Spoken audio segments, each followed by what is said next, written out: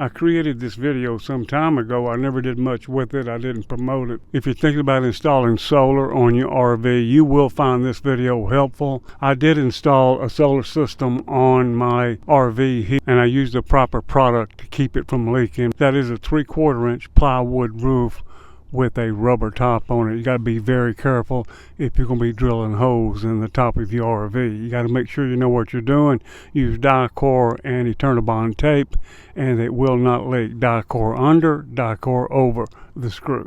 It's about 1200 watts of solar panel I have on the roof, and then I have some portable solar panels I use as well. Spring and summer coming up, people want to go out camping, and there's nothing like having solar on your RV. It's like you're cheating. I mean, you are off grid.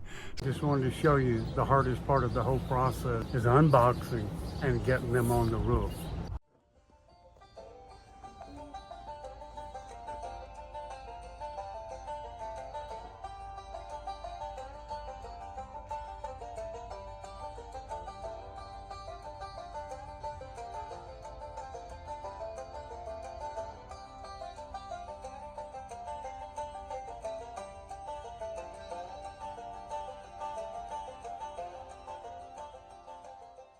So as you can see, there's a lot of waste involved, all the boxing and the packaging. Now the hardest part of all is to actually get them on the roof.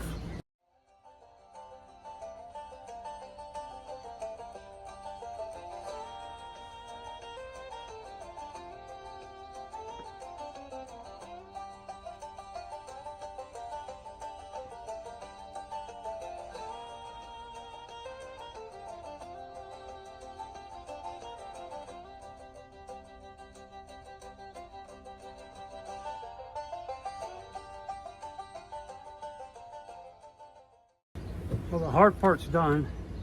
I only sustained one injury. I had a supervisor here and took care of everything. She was pretty easy on me though. So that's that part. The next part is to actually install them on the roof, to mount them on the roof. And I'm going to show you how that's done, the way I'm going to do it.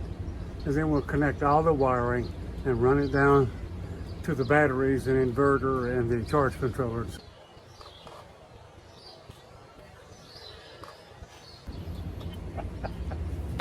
Now that we've got our solar panels on top, let's go up there and assess the situation.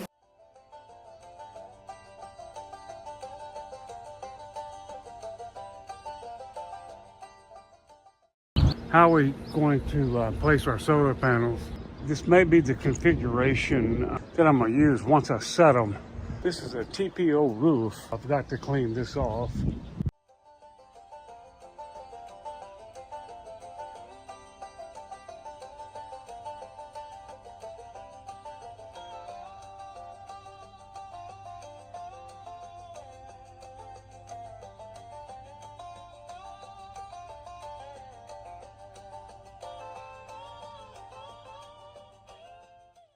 Well, the next phase of our installation, we're going to put our feet on. We're going to install our feet or our brackets onto our solar panels. We are going to install 24 of these. Since I have 6 panels, well, I got my trusty drill with the 7/16 socket. 1 down, 5 to go. Take it slow. This is the last one. I decided to mount the last one right here.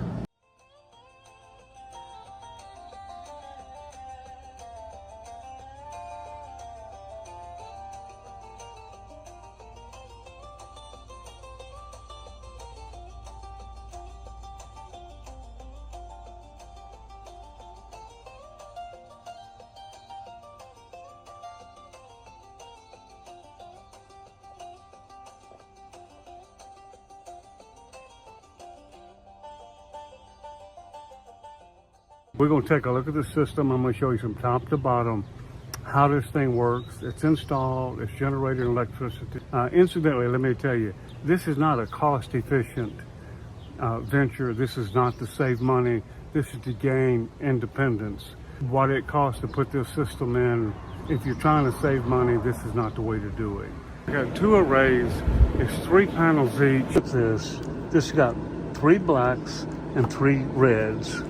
Therefore, with this one single combiner here, I can put all 3 on one 10 AWG wire going down. And there, you can see the second one over there. That's it, and I'm going to show you downstairs. Now I'm going to show you, you got the 2 cables coming down. They're coming down the ladder. And I'm going to clean this up a little bit, but I'm just doing this for demonstration purposes. It goes under the RV here. Both of them go under the RV. Now here they're coming along, right here. This is where all the batteries and the inverters and stuff are, and it's coming into a plug that was already pre-drilled right there. And here they are, both of them. I'm going to fix, here we are, right here. This is the system.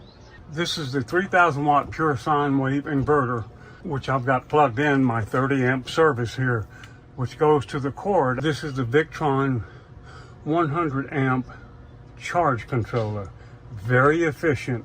The amount of solar panels I have on the roof, I could double that. Or at least I could put the same amount again, and this would handle it. This would handle 12 panels. And you see what I've got it coming in. This is the 2 cables coming in. Right here, this one, and this one. They're coming in and they land right here on a 100 amp breaker. And this breaker takes both of them to a charge controller. The 2 negatives just simply go right to the charge controller. Now, this is for the solar panels. This off switch, it goes through this off switch before it goes to the charge controller. I can turn my panels off. You see it's at 13.6. I'm going to turn them on. It's already up to 13.7. It's charging the battery already up to 13.7. In order to charge the batteries, I've got this one cable. It goes from another breaker I have here, a 100 amp breaker, goes to this side of the battery, and the negative from the charge controller goes to this side of the battery. The inverter, the negative goes from this side of the battery, and the positive from this side of the battery. You can see this is the negative for the inverter. This is the positive for the inverter. It's that right there. And the whole thing goes to a 300 amp box fuse. The Battleborn batteries I already on them. There's 1, 2, 3, 4. They're in series. The negative from number 1 battery goes to this one, to this one, to this one. The positive goes from this one to this one to this one. And what you're doing, in essence, is creating one big battery. This is all connected now in parallel. In essence, you've got a 400 amp, 12 volt bank system. And that's pretty much it. The Victron charge controller costs $516. Bond double-sided tape costs $48. The screws cost $10. Die-core cost $10. 300 amp box fuse, I bought 3 of them. It was $13 for the 3 of them. I only used 1, but I went ahead and charged it $13. The Renogy 300 watt pure sine wave inverter cost $354. 3-way combiners I showed you up there, the wires, the 10 AWG wires, that cost $30 for the 2 of them, the adapters. The Z brackets cost $22. The 50 feet 10 AWG solar cable with the outer sleeve cost $80. That was for 50 feet. I need 2 25-foot runs, so that worked great. Solar panels, 6 of them, that cost $150 each. Give a few pennies here and there. That was $900, and that was a total of $2,016. Now, I already owned the batteries, all the cabling, most of the cabling, the big cabling, various little parts and pieces I needed. The batteries I bought 4 years ago, they're about the same now, $925 each, and I have 4 of them, for a total of $3,700 for the batteries. You don't have to do that though. They make batteries now. Then they weren't making them as much. They make batteries now quite a bit. You can buy some pretty good batteries for $250 each. These are 100 amp hour batteries that provide 1,200 watts per battery. 4 batteries, that's 4,800 watts in the bank. That's a total $5,916 to put this system in. I did the work myself. If you paid somebody to do this, it would be about $12,000. I like to put it in. I like to do things myself. I hope this video helps you. I hope it helps anybody thinking about doing this. We like to boondock. We need electricity. We like it this way. And we thank you. Be sure to subscribe. Give us a thumbs up. Hit the notification bell. Leave a comment. And we thank you very much for joining us today.